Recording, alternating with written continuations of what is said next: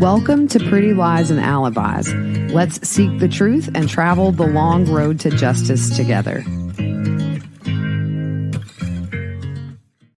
What you know, Alibis, happy Thursday again. Welcome to another episode of Pretty Lies and Alibis. I'm Gigi here for my second episode of the day because I was a little bit lazy yesterday, not gonna lie. Real quick, big thank you to Janet and Kristen both for your donations. Appreciate you guys. Music fact. Ann and Nancy Wilson from Heart used to own a studio in Seattle. It was called Bad Animals. Soundgarden, REM, and Pearl Jam have all recorded there.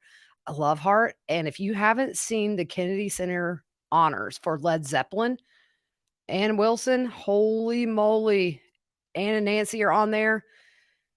She blows it away, y'all. It might be my favorite version of that song, even next to Led Zeppelin's. Just gives me chills. I posted it not too long ago, but I'll post it again tonight. Prison slang term of the day, erasers, pieces of processed chicken. Also, frequent flyer, somebody who's regularly incarcerated. A lot of people are wondering how he's going to do in prison. I don't know. I think I said it on the last episode. He's a chameleon. He'll blend in. He probably will have a share of trouble over the next few decades, but we will see. So Kirkland, where he's at in Columbia, South Carolina, houses all of South Carolina's death row inmates, the most violent offenders in the state, and also inmates who are in statewide protective custody. Now, if Alec is put into protective custody, that would be up for review every 90 to 180 days. Also, inmates placed in statewide protective custody will be housed together in like a dorm or a wing that is segregated from all other inmates. Once he is placed and sent to prison, he will have orientation for that specific facility. That can include information pertaining to facility procedures, such as those concerning wake-up time, bedtime, meals, mail, visiting, telephone, work, and medical care. Rules of conduct, disciplinary procedures, contraband, and information regarding available work programs, educational programs, therapy programs, kind of things like that. Now, I found some stuff on South Carolina prisons, and here are a few things. I'm not sure how outdated this is or if it's been updated, but this was the most current. Food flap for inmates who are in protective custody. The food flap or outer cell door will remain open from 6 a.m. until 9 p.m. unless, based on an inmate's behavior or security concerns, a lieutenant or higher authority deems it necessary to be closed. No other inmates, including maintenance inmates, will be allowed on that wing. At no time will an inmate who is in protective custody be in the area of other inmates. When it's necessary to escort somebody in protective custody to another area in the institution, it is imperative that extreme caution be used. So, according to my source, jail have more freedoms in a lot of ways than prisons do, but there are benefits to prison as opposed to jail. Prison is more oppressive.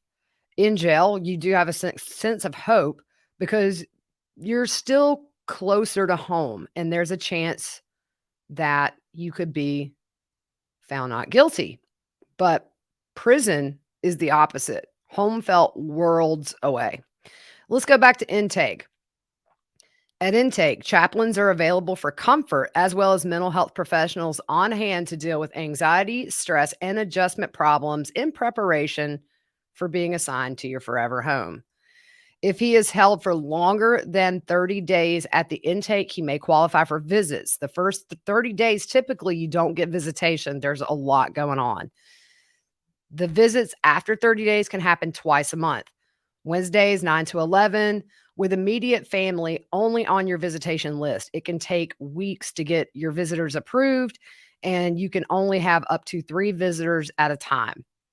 It takes on average 2 weeks to get your telephone PIN number to be able to collect calls on Tuesdays and Thursdays. We know from the jailhouse calls, he called people frequently. That's not even all of them. I want to hear the rest, to be honest. Showers are taken every Tuesday, Thursday, and Saturday beginning at 6 a.m. Mandatory cell cleaning is Monday, Wednesday, and Friday evenings. Inmates must be fully dressed from 8 a.m. to 9 p.m. And by the way, your blankets, they're washed once a month. The intake process collects data on the inmate's criminal and incarceration history, current offenses and sentences, medical status, and special program needs. The data is used to determine an inmate's likelihood to escape or commit acts of violence while in prison. According to each inmate's potential risk, a caseworker assigns him or her to a security level and a custody level. Now, double murderer, he's going to be your maximum. I think it's a 5 here in South Carolina. He does not have the privileges right now he will have eventually in prison, but the intake status is temporary. If your assignment is out of bed space, you stay at intake until one opens up. He has to complete his mental and physical evaluations and all vaccinations before he's transferred, as well as all the preparation and training, I guess, for prison. Normally at intake in South Carolina, you are given 2 dated envelopes with writing materials. If he stays past 30 days, those can be replenished. They are allowed to write family while at intake. In prison, inmates can have a maximum of 15 approved visitors. He or she would send each of the prospective visitors a form, and the visitor must have his or her request processed by the Central Visitation Center, which takes up to 4 weeks, maybe longer. Upon approval, it's the inmate's responsibility to advise the visitor that they have been approved and notify them of the days and times they are available to have visits. So, since he's a violent offender, his in-prison visits will be contactless. In South Carolina, all inmates without visitation restrictions are eligible for 1 in-person visit per week and a maximum of 4 in-person visits per month. So he can do the behind glass, 1 in-person visit per week. Inmates work, they can enroll in education or vocational training. They can participate in rehabilitation programs unless they are physically unable to or constrained. Institutional work assignments range from ground maintenance and food prep to prison industry production and services. A lot of times it's like license plates, things like that. One of the hardest things after conviction and sentencing is actually the intake process. You can't call home for days, if at all. No emails, no visits, but it's overload to the senses because it's loud, it's busy, it's different than jail. We've talked about all the different auditory stimulus that you have in prison versus jail. That alone is such a hard adjustment. For the first time, the disconnect with your family becomes very real once you hit that intake. They also call the transport bus the sweat box. You sign a ton of papers during intake. The contract you sign tells you what you can and cannot do in prison. For the first week, it's just nonstop. You have mental health evaluations, IQ testing, interviews with counselors, HIV testing, all kinds of shots and things if you're not up to date. Now, she says, of course, everybody in prison is innocent. You just have to shake your head and agree with everybody when they say they got framed, they got a raw deal. But she said, most of us are in here because we deserve to be, even if you don't admit it.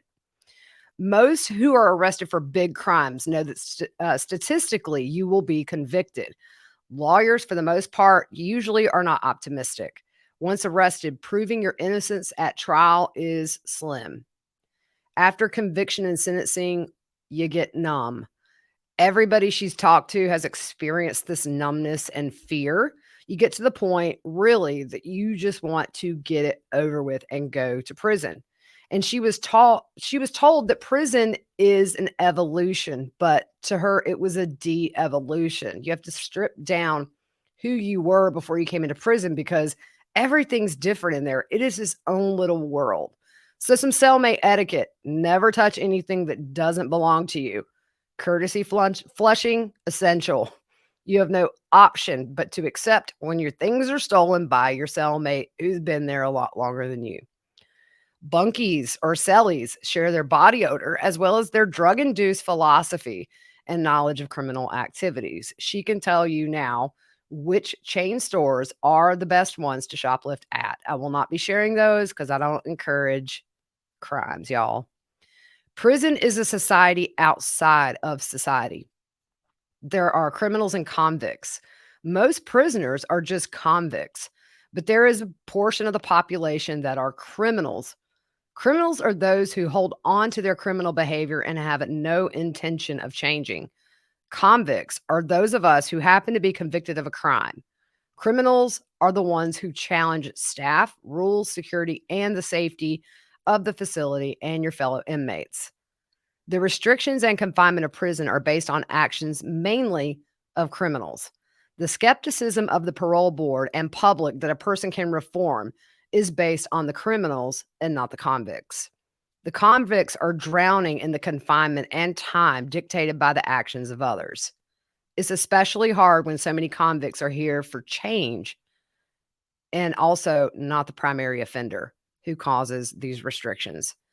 It's easy to see why so many embrace the mentality of why bother and just embrace becoming a criminal, especially if you have decades or life on your sentence. If you can't beat them, join them, right? Prisons run like their own little city. Working in the chow hall is not the most desired job for most. Sometimes you have to wake up at 2 or 3 a.m. just to do the food prep. There are rats in there, and there's not much you can do about them except bang pots and scare them away. I'm out, y'all. I'd be like Annie. I'd hide in like the laundry bin and get put in the laundry truck and then run. One of the biggest mistakes for what they call fresh meat, which are, of course, your new prison inmates, they are sometimes quick to Velcro themselves to the first person that's kind to them, but there's a good chance that kindness comes with a price. Most often than not, the veteran inmate is not trying to be your safe place. They're sizing you up. They're seeing what they can get from you, your strengths, your weaknesses. So the three biggest mistake first timers make their first week in prison. Number one, borrowing. Oftentimes the conditions of borrowing from an inmate are not explained until you can't repay them. It could be that they double up, put you deeper in the hole. If money flow is an issue, you might end up and owe them double of what you originally borrowed. You could be beaten. You could be given to someone, if you know what I mean, drug running or other things the person you borrowed from would rather not get caught doing. Number two, disrespect. Some people try to walk into prison with big attitude to show immediately, don't mess with me. But those newbies are watched, mocked, and eventually taken down several notches in ways you can't imagine. The third is stealing. She said you would be surprised how many people get there that first week. You don't have commissary set up. You're totally dependent on the chow hall, and people will try to swipe some chips. But she said it will get you hurt. You'll be surprised the photographic memory of your things you will have once you get to prison. Seasoned inmates are excellent at talking to you and at the same time making mental notes of that new inmate's strengths and weaknesses. They're often exploited to the benefit of other inmates. Your strengths and your weak. I keep wanting to say witnesses is weakness. Every action in prison usually has another motive that the newbie is completely unaware of. She said she tells all new inmates to sit back for a month or two, keep to yourself, watch people. They will reveal their true selves once you've settled in. She said, I've seen more new intakes trust the wrong inmate, and sometimes within hours or days. They are the drug mule.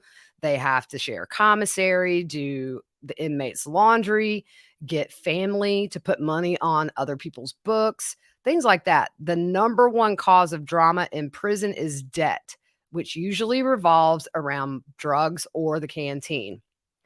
Sometimes you'll see one inmate bond with a new intake and eventually introduce you into their clique, which is not recommended. If the clique is not well liked by officers, you're going to immediately be on their radar as one to watch, even if you don't know you just joined the Little Rascal gang that nobody likes. Of course, the Little Rascals were cute, y'all. Come on.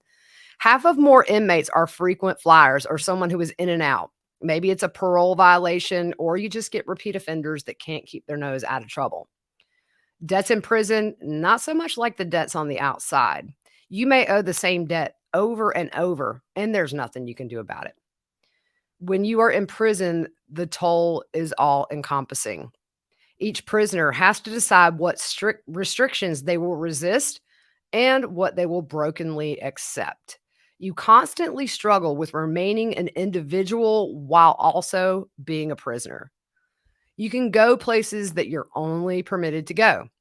You can't go visit friends or just pop into the canteen. They are to stay within red lines on the floor. Outside of those lines, you're out of bounds. Failure to do so, discipline. She also gave an example of a friend of hers who dropped off some soup for a friend who was sick in another cell. She was caught and lost her day room privileges for 30 days, which is where the phones are located. She wasn't able to call home or anybody for 30 days straight. She also said when a pod's roommate died of cancer in her cell, they were all strip searched, shackled, and taken out until an official cause of death was identified. She says these were the same women who nursed her as she was sick and dying. In the room, the doors stay locked so you cannot get away if someone is mad or has a mental break in your cell. Only so many people can be out of their bunks at a time because it causes a traffic jam in your cell. She says it works best when only two people are out of their bunks at the same time. The space for her between two bunks in the middle of the room is only around 3 feet. What you know, Alibis, you know I've been traveling weekly to cover the Alex Murdaugh murder trial, and I hate packing. And even more, I hate loading and unloading a bunch of bags when I get back to Walterboro. The Weekender bag from Base has cut down the number of bags I need to take and has all the things I need, like a laptop sleeve and even a key leash. Base was created by actress Shay Mitchell to make sleek and affordable bags, luggage, and accessories designed to help you travel effortlessly while still looking fashionable. Base has thought of everything you could ever want in a piece of luggage: 360-degree gliding wheels, a cushioned handle, built-in weight indicator, washable bags for your dirty clothes, and all the interior pockets you need to keep organized. Their luggage comes in multiple sizes and colors, and for shorter trips, the Weekender bag is super functional and even has a place to store your shoes separately. Every piece is made to look better with miles, so you don't have to worry about it in cargo or overhead. And Base has over 30,000 five-star reviews. Whether you're packing for a quick trip or looking to breeze through the security line, Base has your personal items covered. Right now, Base is offering my listeners 15% off your first purchase by visiting basetravel.com/whattheworld. Go to basetravel.com/whattheworld for 15% off your first purchase. That's Base, BEIS travel.com/whattheworld.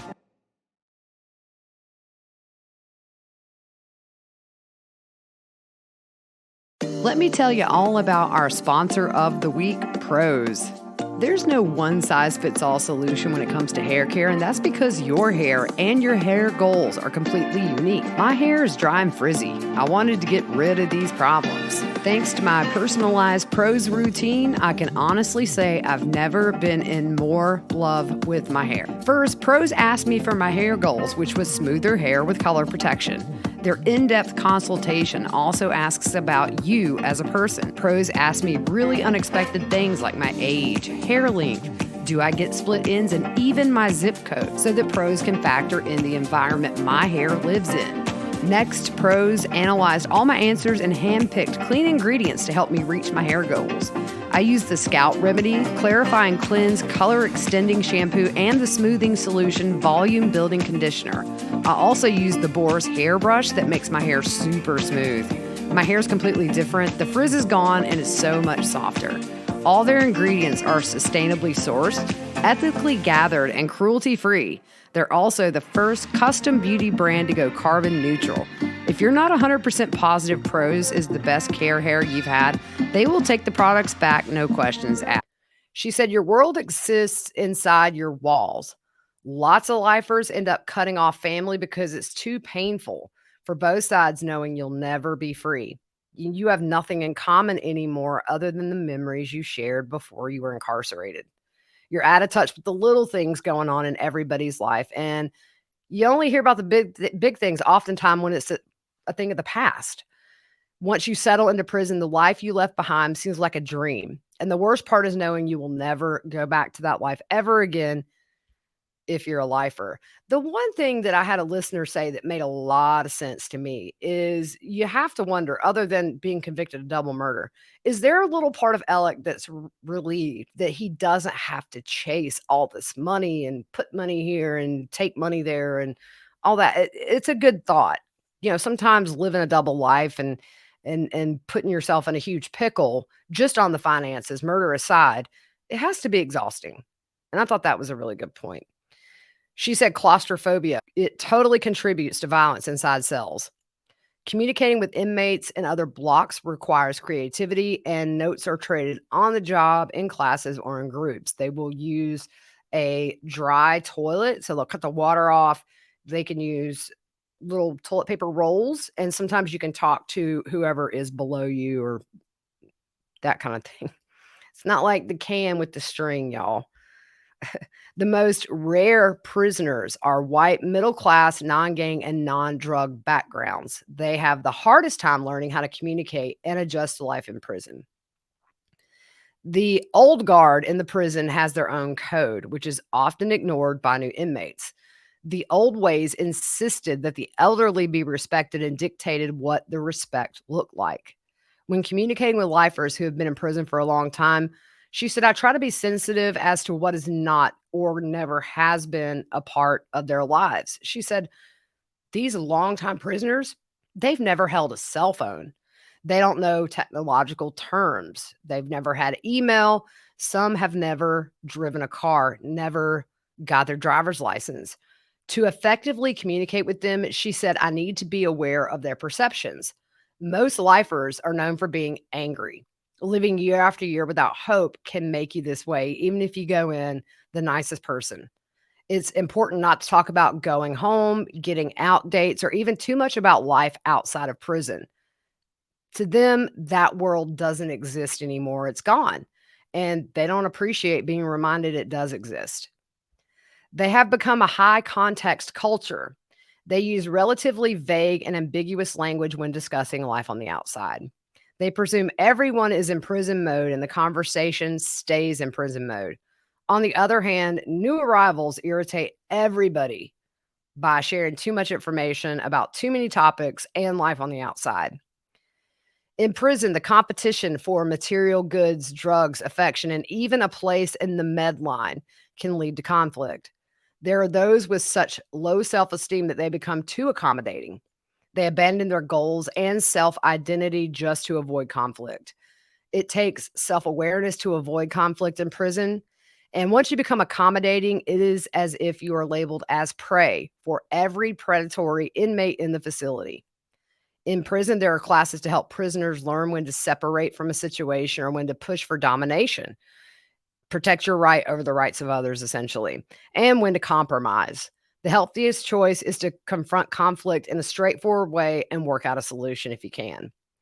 The restrictions in prison are based on the assumption that inmates are all manipulative and criminally minded, and the rules punish everyone as such. Regardless of how necessary these rules and restrictions are, they take a toll on your physical, emotional and spiritual health. The threat of restraint, even if it's real or imagined, is another reality of prison life. Each prisoner is keenly aware they can be physically restrained by force, cuffs, or at any location at any time.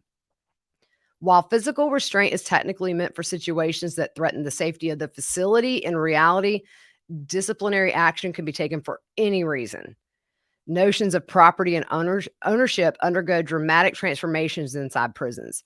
Your personal property, as we know, very restricted and may be searched and taken at any time, even if you bought it.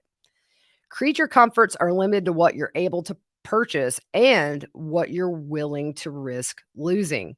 There's a strict list of approved items, vendors, and quantities, and anything not on the list is going to be confiscated if it's caught. Also, anything you get from another inmate is considered contraband and may be confiscated, even if it's 50 items on the commissary list and you money paid for it. So if you put money on somebody else's books and get caught doing that, they could take all your stuff away, and then you're just sad. The transition to prison is emotionally difficult. It's even harder for those with mental health issues who whose access to medication is limited until they undergo mental health assessments, which can take anywhere from the day you get in up to about a month. She said, for the rest of us, there is something profoundly distressing about watching a person forced off their medication. For weeks, they deteriorate in the full view of everybody until finally their name shows up on the list. Over the days, you see them be consumed by their demons. It's bad enough to witness the worst of humankind. Witnessing the last glimpses of humanity get stamped out of people is even worse. Restrictions on inmate to inmate communication can also take a very profound emotional toll and can make the transition to prison life very difficult. She said community in prison is vital to survival, but the system is designed to keep social interactions to a bare minimum. You get face-to-face access to inmates assigned to live on other yard. It's very limited that you talk to somebody who's on another yard that you might know, by the way. You rely on letters and notes, which have a high chance of being confiscated, which are passed between inmates in group settings. Restricted communication with the outside world can be emotionally damaging because communication, she says, is essential to maintaining those relationships you have with your family and friends. The hours of the phone are restricted, so you might make up to 3 15-minute calls a day. That depends on scheduling, availability, and when you are assigned to be on that phone. Also, one bad inmate, one of the bad seeds causes a stink for your whole pod. You might just lose privileges even though you did nothing to deserve it. So, for some, that limits their ability to make calls even more. So, a person who works early jobs typically starts their workday at 7 a.m. before the phones are available, and they don't return until right before the phones are cut off for the night. For them, their only chance is to make calls in that really short time frame at night. Letters are delivered at the pace of the Pony Express and may be delayed weeks if the mailroom is short-staffed. Nothing you can do about it. Emails are available now, but also require screening. They can be delayed for hours or even weeks. I know with her, a lot of times some of the emails she sends me are very dated, a week or more. Finally, the confinement of prison can be restrictive on a spiritual level. The prison system does recognize most forms of religion, from being Baptist to Protestant to being or Wiccan. You can't practice your religion in certain spaces, though. While houses of worship do exist inside prisons, they have in many cases been repurposed by inmates as spots to hook up with your girlfriend or your boyfriend if you're in a male prison, or to deal drugs. Boy, I would not thrive here, y'all. I mean, my only saving grace would be that I could get a tablet with Pink Floyd on there, but still. Some religious leaders at the prison are corrupt. Recently, their dedicated chaplain was fired for smuggling alcohol to inmates. There's no definitive way to address this without infringing on the religious rights of others. Each prisoner just must decide what are you going to resist and what are you going to accept. Anything from just physical confinement to how you wear clothes or how you wear your cosmetics. The restrictions on personal freedom challenge a prisoner's resolve to obey for the most part. They force us to fight a battle between keeping our individuality and being a prisoner. There are days when passing time in prison, it becomes nearly unbearable. Each second passes with an excruciating slowness. As time ticks by, she said, it's almost like you hear a faucet dripping. Drip, drip, drip, right? No task you attempt takes long enough. The gaps of emptiness begin to fuel the restlessness inside. The skin on your body feels heavy some days, and there is a desire to shed it like a winter coat. The sounds all around feel amplified, and with the constant drip, drip of the seconds going by. The TV off in some corner, the yelling, the crying, the talking, and the singing merge to a roar like an urban street scene. It takes concentration to decipher the words that are spoken to you. She says sometimes she struggles to recognize human speech above the noise. Endless paths slow time. There's no light, no date that is binding, no end in sight other than death. She says sometimes all she can do is make it hour to hour, minute to minute sometimes. In jail, uniforms don't identify the bad guys. Some wear badges and other blues. Same for good guys in jail. Also, as far as time passing, an hour can seem to last forever, while a year goes by in the blink of an eye. The kindest acts come from the most unlikely people. So do the worst and cruelest ones. You can and do survive even when you don't want to. Sometimes one day at a time is too much. That's when she goes minute to minute. She said, in Hollywood, agents search high and low for people who can cry on cue. I dare you to find an inmate who cannot. If you seek, you will find. So be careful what you seek in prison. In the end, only two things are forever: faith and family, although most people tend to lose both to some degree in prison. It's rare also for inmates to know what date it is. She said, as far as medical care, their doctors look like Doogie Howser and approach patients like a short order cook does breakfast. To avoid abuse of the medical services, the jail has standards for triage. You must submit paperwork first. Then priority is given to non-annoying inmates with money for the copay, then non-annoying inmates with no money. Then emergencies, followed by those with money, then everyone else. The staff is well trained at weeding out non-emergencies, by the way. They're not swayed by hysteria or cries for help. If you can't breathe, you can't talk. They will remind you of that as well. And the fact that you called for help using the intercom proves it's not an emergency. If you have an asthma attack, you should be as blue as a Smurf and unable to speak, for example. If you're cut, but they can't see the bone, you might have a little weight in store. She said they use sometimes just maxi pads or toilet paper to clean off blood or press on the wound if they get a cut that's deep enough that it's gushing, but not so much that you see a bone. She said that self-induced injuries such as concussions from beating your head against the wall will not be considered emergency unless you're unconscious. It says, so stop vomiting. When you need help quickly, bypass the box and simply try using the toilet. A staff member will appear at your cell door momentarily in compliance with reminding you you have no privacy. So that's it for this episode. It's just very interesting. And I think there is just this curiosity about prison life and trying my best to find an accurate representation of what it's like. This is very specific to her prison again. So it's not like this is the general code for all prisons and jails in the US, but I think there are some common themes, common concerns, common feelings, risks, everything else. So, all right, guys, I'm going to leave it here. I will be back tomorrow with another episode. So keep your eyes peeled, and then I'm going to enjoy my weekend, y'all. Until then, we'll see you soon.